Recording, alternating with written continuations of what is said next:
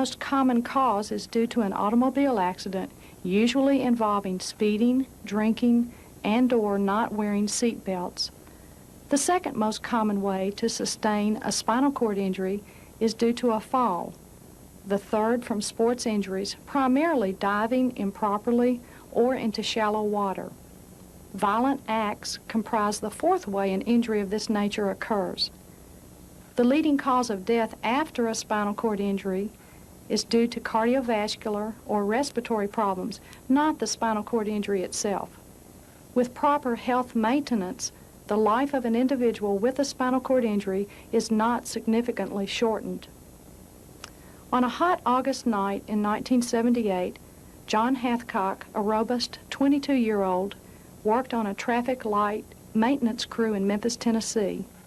At 12:18 a.m., in a matter of seconds, his life was forever changed when a drunk driver struck him, pinning him bodily against his work truck.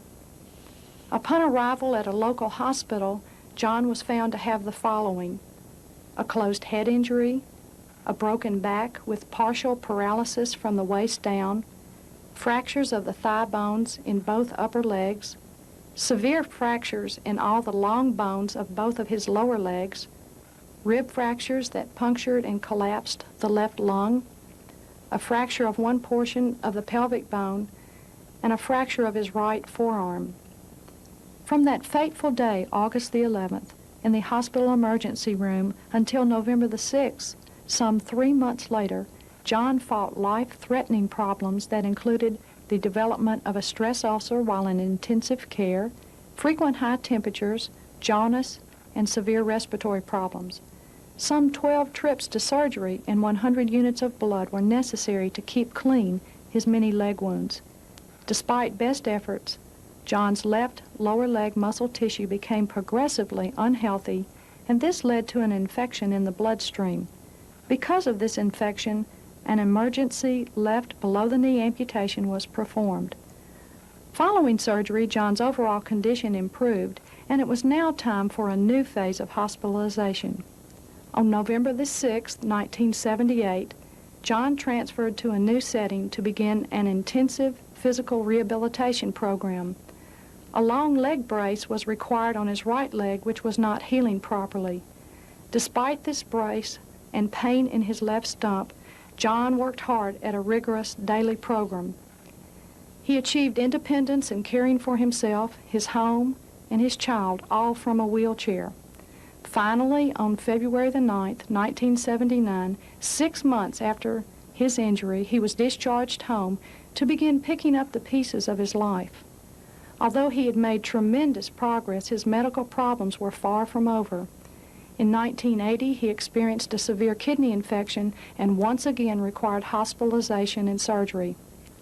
In addition, the right upper leg fracture that he sustained in the original accident refused to heal properly and caused limited movement of the knee. Not content with this situation, John once again underwent surgery in 1981.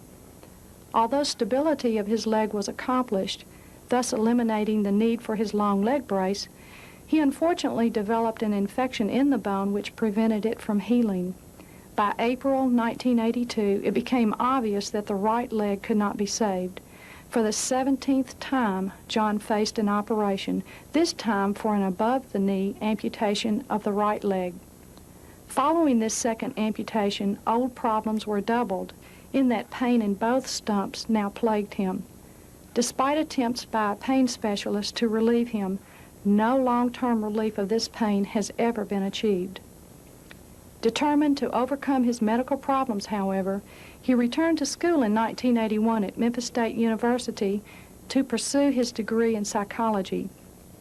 At the same time, he raised his daughter and developed his talents in classical singing. Bodybuilding efforts also became a part of his life. Today, despite undergoing 35 surgical procedures, John Hathcock is living life to the fullest, with only those closest to him aware of the tremendous time and energy his health maintenance requires. Hi, I'm John Hathcock. I began weight training in January of 1983 after having problems with pneumonia in December of 1982. When I began, I was only hoping to improve my strength, but after a few weeks, I found I was receiving some added benefits. The benefits I found in weight training allowed me to alleviate stress and exhaust frustration. It also promoted self-esteem and gave me the ability to become more psychologically and physiologically independent, which is usually the same result with non-handicapped individuals in their exercise programs. As a handicapped individual, I realize a great deal of strength is necessary to properly interact with the awkward reality we face on a daily basis. Therefore, I feel that weight training should be a high priority. The weight program in this video is designed to tone and/or build mass and strength, and to do so without causing any pressure problems. Because of the threat of pressure sores, I have put together techniques of exercising the muscle groups while lying on the back or side. The muscles worked while in the chair must never cause any pressure on the buttocks, therefore allowing our ultimate goal to be physical fitness, which is the ability of the body to carry one through normal daily activity and still have sufficient reserve for emergency situations. Physical fitness only transpires through well-planned hard work. Reasonable short, medium, and long-range goals must be established to provide direction and determination of success. As goals are achieved, they must be revised to provide the motivation necessary for continued effort. Remember to be reasonable with your goals, making sure that you are challenged but not burdened. Physical fitness will develop in stages through careful planning and continuous practice sessions. You should see steady progress towards your specific goals and desires to look and feel better. In order to understand the terminology of the program, several terms must be defined. 1. Repetition or rep, the performance of one complete skill involving the weights being lifted upward and returning to the starting position. 2. Set, a sequence of several 8, 10, 12, 15 repetitions. 3. Exercise, the specific skills or movements used in the training program. 4. Workout, the sum total of the number of repetitions and sets in each exercise or in the entire fitness program. 5. Maximum or max, the heaviest quantity of weight an individual can lift one time correctly. For body toning, all exercises will be performed at the same weight for 1 to 3 sets of 10 to 15 repetitions. For muscle mass and strength, I suggest the pyramid workout program. This program includes its own warm-up and allows the stress of heavy weight on the muscle to build mass. For example, one set of 12 reps at 100 pounds, one set of 10 reps at 110 pounds, one set of 8 reps at 120 pounds, one set of 6 reps at 130 pounds, one set of 3 reps at 140 pounds, and one set of 1 rep at 150 pounds. If the repetition becomes too difficult, the spotter can assist the performer until the repetition and exercise is completed. This is known as a forced repetition. Another procedure that I use in my workout is the superset. This is 2 different exercises being performed, one immediately after the other, for the same body part. If boredom or fatigue enters into your program, alter the exercises enough to raise your enthusiasm. If it's really a bad day and you are unable to perform, just put it off to the next day. Do not let anything interfere with your safety. The importance of safety can never be overemphasized in sports. Always check your equipment for damage and loose mountings. Make sure you always warm up and lift in a strict manner. It is essential that proper warm-up and flexibility skills be performed immediately prior to participation in your established weight program. Warm-up exercises serve 2 purposes. 1, to retain and improve mobility throughout the range of motion, and 2, increase internal body temperature, reducing injury potential and facilitating the efficiency of muscle contraction. The warm-up exercises should be performed in the identical movement as in your workout with less weight. For example, in an arm curl, warming up with 5 pounds instead of 20. The stretching exercises that an individual should perform are 1, neck rotations,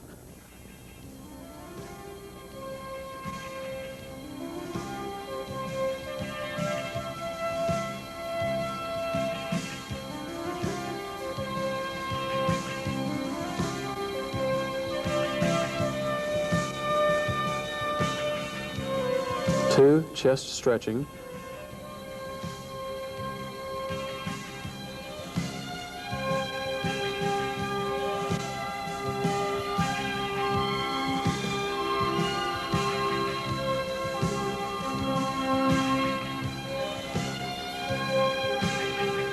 and 3 arm circling and wrist circling.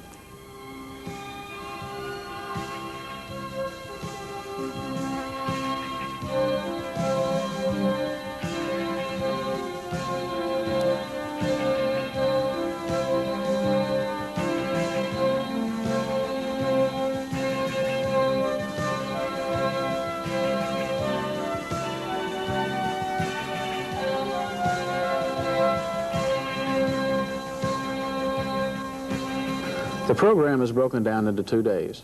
The first day, the chest, back, and abdominals are exercised. 1 day of rest should follow for proper recuperation of that muscle group. The second day, the arms, shoulders, trapezius, and abdominals are exercised. 1 day of rest after this should also be observed. The same muscle group should never be exercised again until 48 hours have passed. Make sure you always have a spotter and exercise intelligently.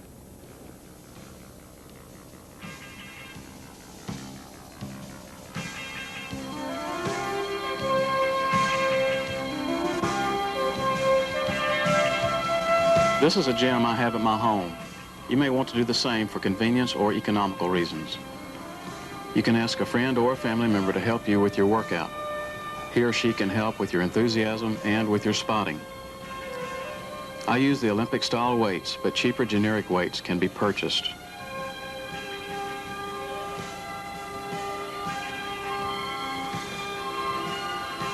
I use a leather belt to strap myself to the bench.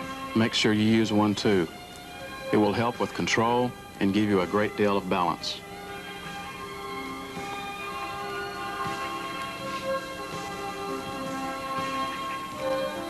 Pre-workout warm-up is very important after the stretching is completed. This procedure will loosen your tendons and joints before heavier stress is applied. Illustrations will be shown during the exercises to show the major muscle groups worked. Remember, 2 to 3 minutes of rest should be observed for proper recuperation between each set.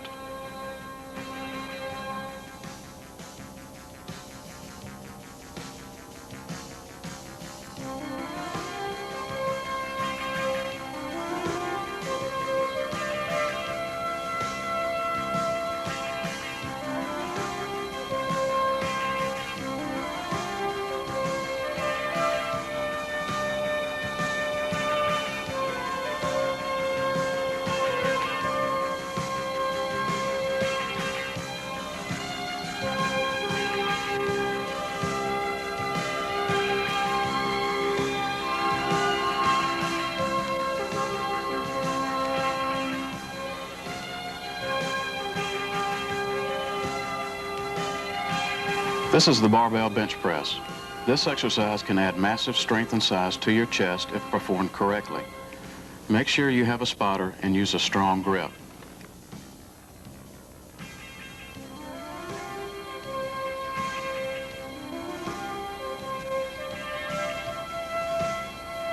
The dumbbell press will give you a deeper stretch, but the same muscle groups are being worked.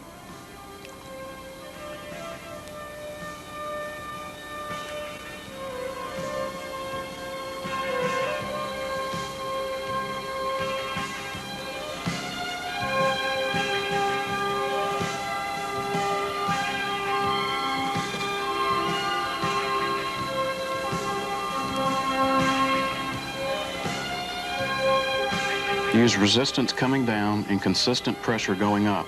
And don't forget to take deep breaths. For mass and power, build up to at least 15 sets using the pyramid-style program.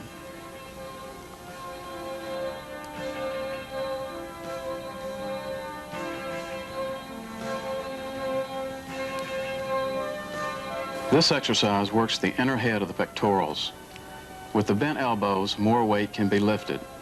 If the exercise is performed with slightly bent elbows, then lighter weights must be used. Work up to 6 sets of 10 repetitions.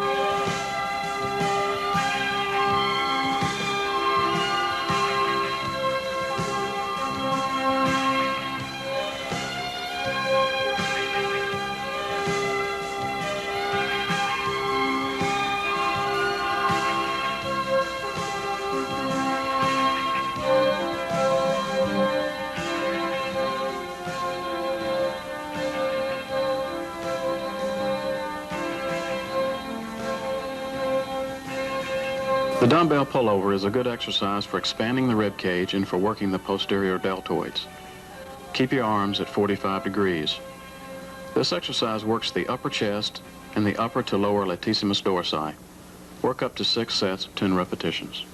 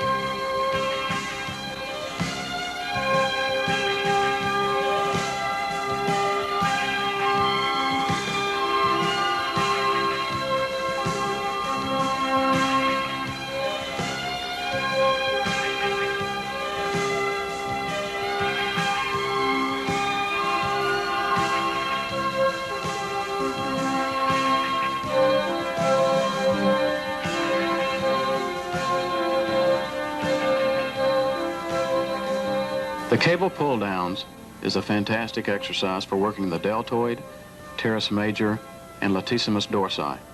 Perform 3 sets of 10 repetitions on each side.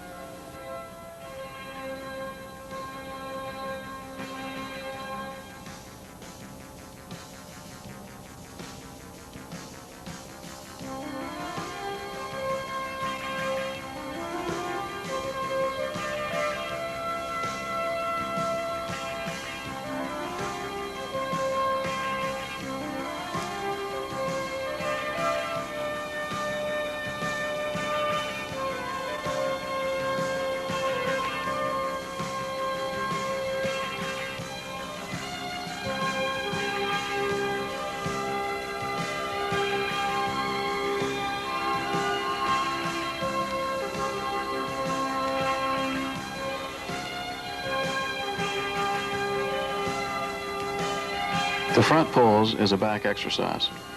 Use a wide grip to get a full stretch. This exercise definitely works the lower latissimus dorsi. 2 sets of 10 reps should be performed.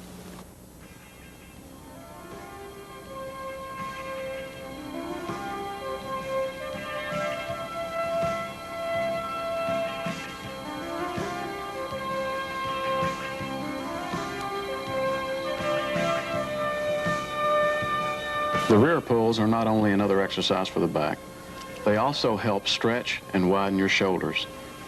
Again, 2 sets of 10 reps should be performed.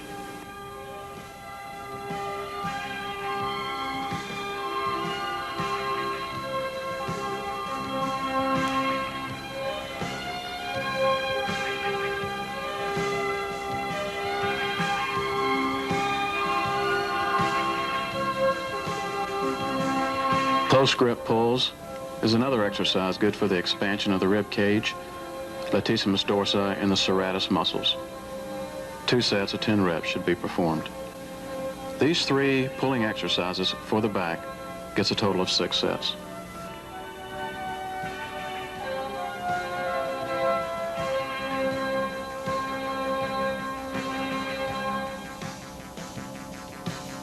All that's necessary in a crunch is that you raise the upper back enough to clear the bench. Start with 3 sets of 10 repetitions and work up to as many as you wish. I average approximately 2,000 per day.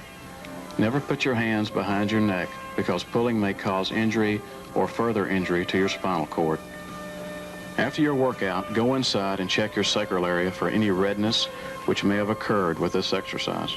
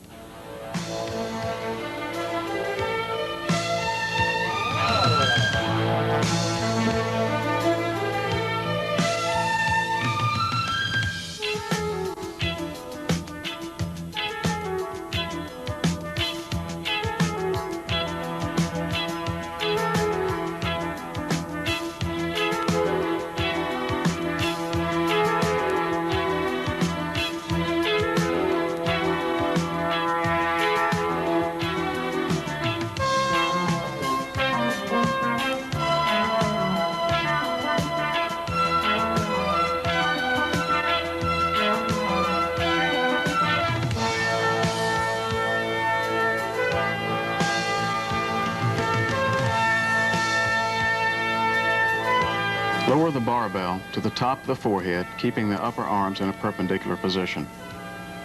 6 sets of 10 repetitions should be performed.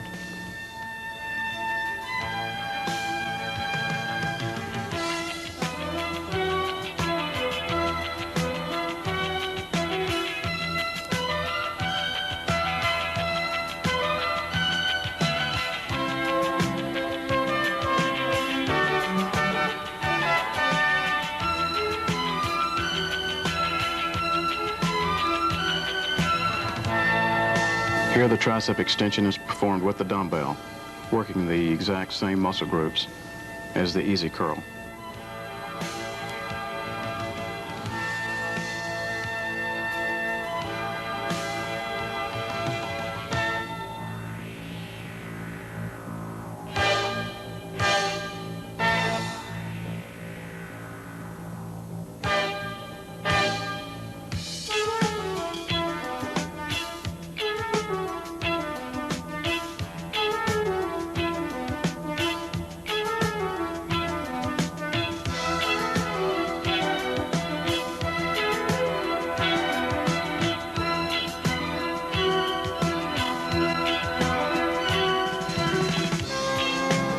In the tricep press, grip the bar over the pectoral muscles, approximately 5 inches apart, and then raise and lower to full extension.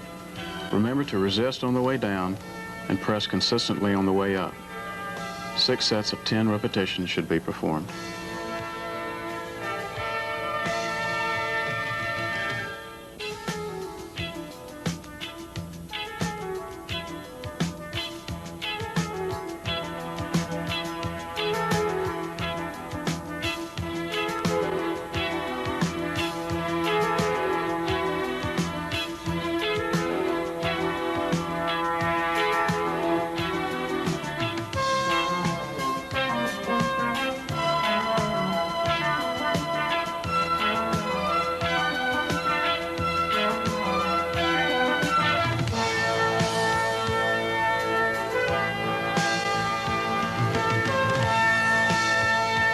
This is certainly an exercise not practiced by any other weightlifter I know.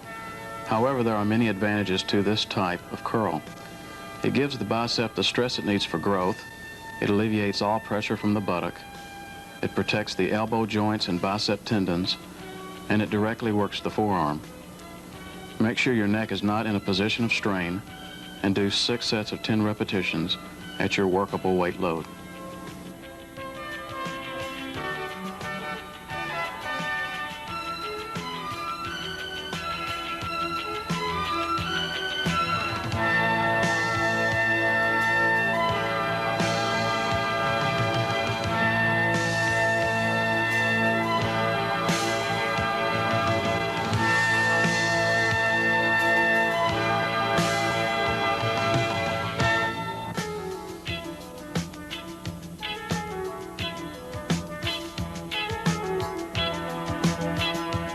The preacher curl is another way to work the same bicep muscle. Make sure you use very light weight with this curl and use more concentration. There is no added weight on the buttock because of the balancing factor.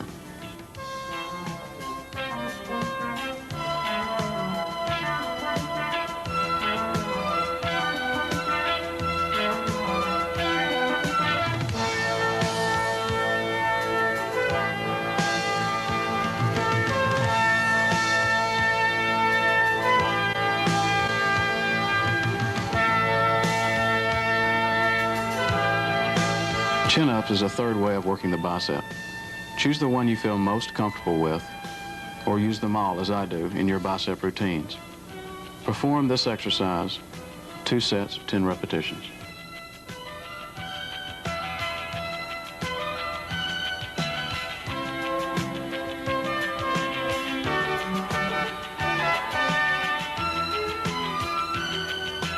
Trapezius pulls or shrugs is usually done in a sitting or standing position.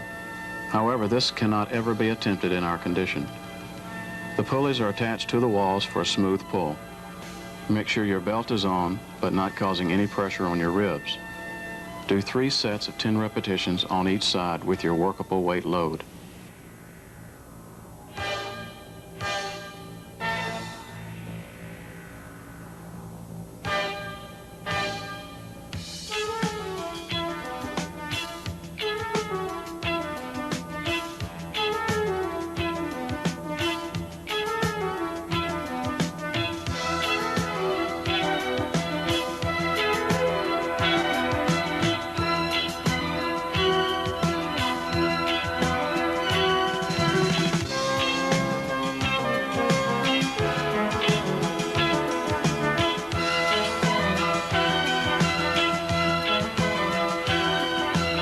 The shoulders in green get a lot of work in this exercise, but the major muscle we're concerned with is the trapezius, shown in red.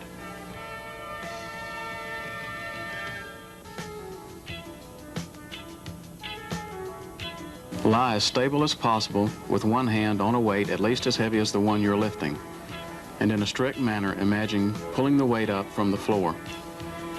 You can do this also in a pyramid style, beginning with light weight and building to heavier weight and back down again. Do at least 5 sets of 10 repetitions per side.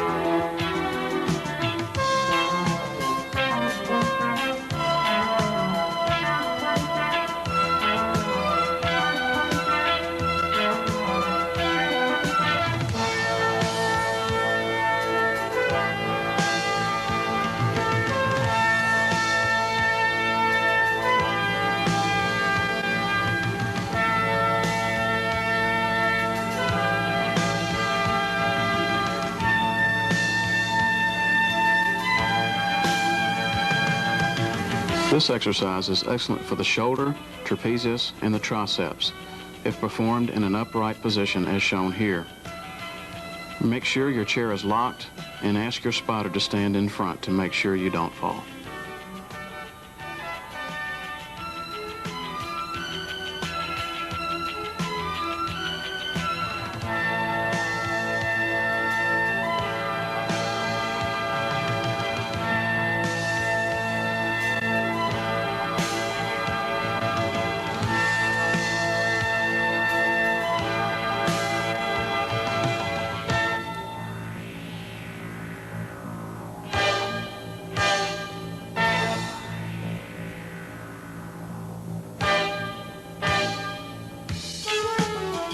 Again, remember not to lock your hands behind your head. Make sure all muscle contraction and movement is from the waist.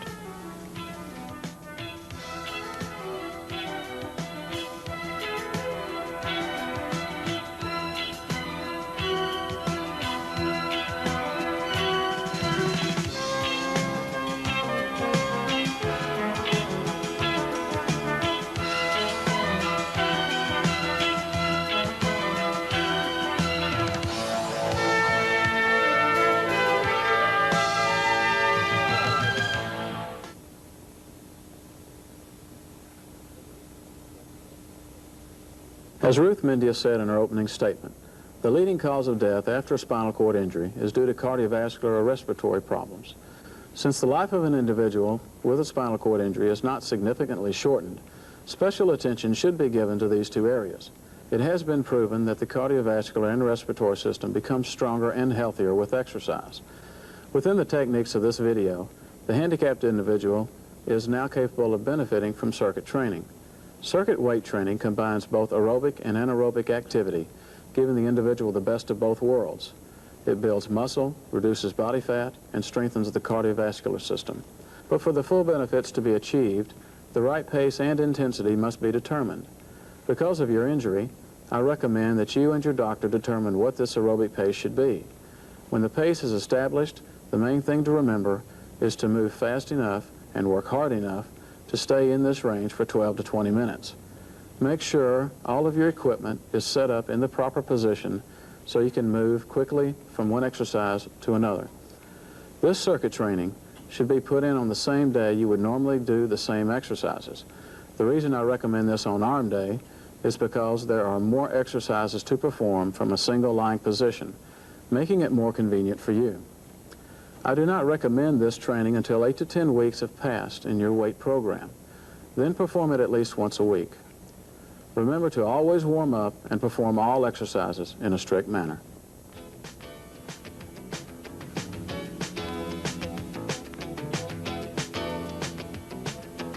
This procedure uses the tricep extension, tricep press, bicep curls, shoulder raises, and sit-ups. Only lightweight can work here to make sure the goals are achieved. After all 5 exercises have been completed, start all over again until the 12 to 20 minute time period has passed. If you are unable to do this from the beginning, then consider it a goal you wish to achieve in the future.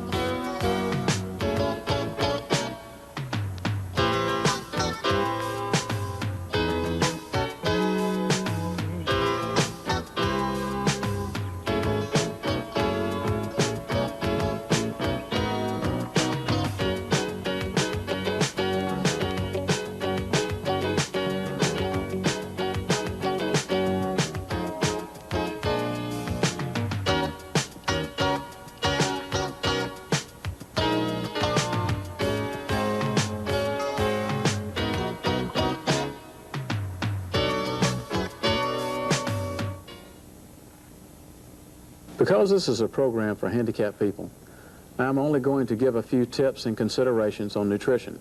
Your doctor may have you on a certain diet for reasons I am unaware of, and I would not want to overstep his or her authority.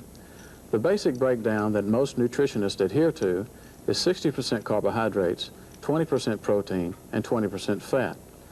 A certain amount of protein has not been determined for aerobic and anaerobic activity. However, I suggest that the intake should be at least 1 gram of protein per pound of body weight, if toning, mass, and strength are your considerations. For me, the RDA equation of 0.8 times 2.2 pounds of body weight has not been sufficient. All exercises should be performed on an empty stomach, approximately 1 to 2 hours after a meal. Try to take in more fiber, fruit, and eat all fish and chicken broiled or baked. All vegetables should be cooked and eaten without grease or butter. Diets do not have to be changed all at once. It has taken me years to eat correctly. The change can be slow because once you make the change should be final. A whole new life of exercise and nutrition should be cumulative. Physical fitness and drugs.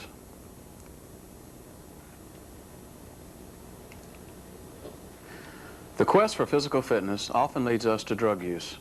A drug is any agent used to diagnose or treat an illness. The concept of drug abuse is using a drug for reasons other than diagnoses or treatment. Any drug can be abused, whether by use, overuse, or misuse. An example of use is taking a thyroid drug when no abnormal thyroid condition exists. Overuse is easily seen with the idea, if one is good, then 2 or 3 is much better. Misuse is easily shown by taking steroids for increasing muscle mass rather than to prevent muscle wasting from a serious disease. Most people do not begin using drugs with the intent to become addicted or experience unpleasant side effects. People often see their peers using drugs and see the initial pleasant effects. Another mistaken concept is the idea that if a physician prescribes the drug, then no possibility of drug abuse exists. Some physicians are unaware of addiction problems, others keep poor records, and still others are willing to prescribe in exchange for money. There are many types of drug abuse, but this presentation will be limited to amphetamines and mood elevators, barbiturates, and steroids. Amphetamines and their derivatives are often used by the general population to treat depression, excessive drowsiness, weight control, bedwetting, and Parkinsonism. Some common street names are bennies, uppers, dexies, speed, meth, and crystal. Common prescription names are dexedrine, Fastin, and bifetamine. The uppers listed can produce a feeling of increased energy, but they also lessen muscle control, distort judgment, and can cause users to stay awake for days. The entire body runs down and can lead to death. The range of feeling goes from excited, aggressive behavior to irrational, violent, paranoid behavior. There is often memory loss, sometimes permanently. Users often cannot sleep for days. The eyes and lips often become swollen and brain abscesses can occur. The need to sleep often drives people to barbiturates and other depressant use. Ethical uses are to decrease nervousness, induce sleep, decrease blood pressure, and treat epilepsy. Street names are varied and are often colors such as red, yellow, rainbows, or Christmas trees. Medical names are Transine, Placidil, phenobarbital, Seconal, Valium, Tuinal, and Nimbutal. All users have slurred speech, loss of equilibrium, loss of memory, and suicidal tendencies. Dosage must constantly be increased to get continued effect. This increasing of dosage often leads to overdose and the possibility of death. Depressants should never be taken with alcohol. Irreversible brain damage, coma, or death can occur with this combination. Bodybuilders and people concerned with fitness are often lured to try anabolic steroids. These are artificially created forms of testosterone, a male hormone. Anabolic steroids will add muscle mass to anyone who follows an exercise program. Many bodybuilders use both oral and injected forms of steroids. Commonly used steroids are Anavar, Metandrin, Android, Dianabol, Durabolin, and Winstrol. Steroids are used medically for Fanconi's anemia, aplastic anemia, severe muscle loss, severe burn patients, and some forms of male impotency. Females who use steroids often experience terrifying side effects. Some of these are breast reduction, cessation of ovulation and periods, voice deepening, severe acne, clitoral enlargement, excessive hair growth on the body, aggressive behavior, and infertility. Male steroid users have a decrease in testicle size, sex drive, and sperm production. Premature baldness and growth of breasts can occur. Severe acne and voice deepening often occurs. The male often becomes paranoid. Serious side effects to both females and males are liver disorders such as serum hepatitis, cirrhosis of the liver, and liver tumors. Other serious side effects are heart attack, stroke, and pulmonary blood clots. The most frequent result is death. There is no shortcut to having a fit body. The body requires proper training, proper nutrition, and the proper amount of rest. Drugs are not the answer.